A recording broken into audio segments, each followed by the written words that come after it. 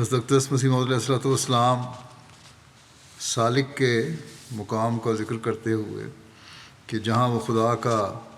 اس قدر قرب حاصل کر لیتا ہے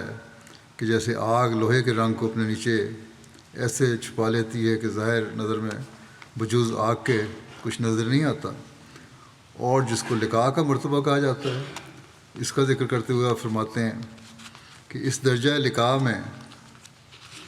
تعریف بیان کرتے ہیں سالک کی اور ان کو لقاء ملتا ہے ان کی،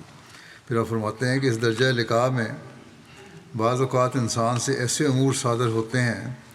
کہ جو بشریت کی طاقتوں سے بڑے ہوئے معلوم ہوتے ہیں اور الہی طاقت کا رنگ اپنے اندر رکھتے ہیں، جیسے ہمارے سید و مولا سید الرسل حضرت خاتم الانبیاء صلی اللہ علیہ وسلم نے جنگ بدر میں ایک سنگریزوں کی مٹھی کفار پر چلائی، اور وہ مٹھی کسی دعا کے ذریعے سے نہیں بلکہ خود اپنی روحانی طاقت سے چلائی، مگر اس مٹھی نے خدائی طاقت دکھلائی اور مخالف کی فوج پر ایسا خارق عادت اس کا اثر پڑا کہ کوئی ان میں سے ایسا نہ رہا کہ جس کی آنکھ پر اس کا اثر نہ پہنچا ہو، اور وہ سب اندھوں کی طرح ہو گئے، اور ایسی سراسیمگی اور پریشانی ان میں پیدا ہو گئی کہ مدہوشوں کی طرح بھاگنا شروع کیا۔ اور اس قسم کے اور بھی بہت سے معجزات ہیں جو صرف ذاتی اقتدار کے طور پر حضرت صلی اللہ علیہ وسلم نے دکھلائے، جن کے ساتھ کوئی دعا نہ تھی۔ کئی دفعہ تھوڑے سے پانی کو جو صرف ایک پیالے میں تھا، اپنی انگلیوں کو اس پانی کے اندر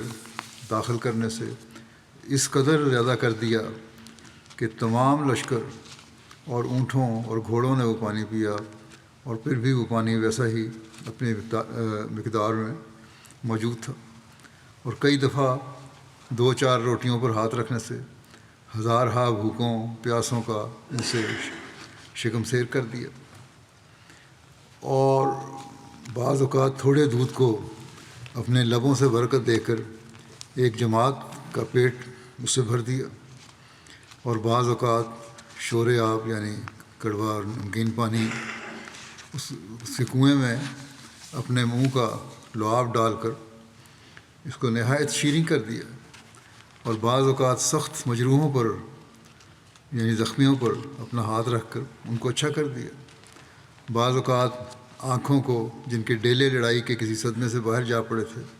اپنے ہاتھ کی برکت سے پھر درست کر دیا۔ ایسا ہی اور بھی بہت سے کام اپنے ذاتی اقتدار سے کیے، جن کے ساتھ ایک چھپی ہوئی طاقت الہی مخلوط تھی۔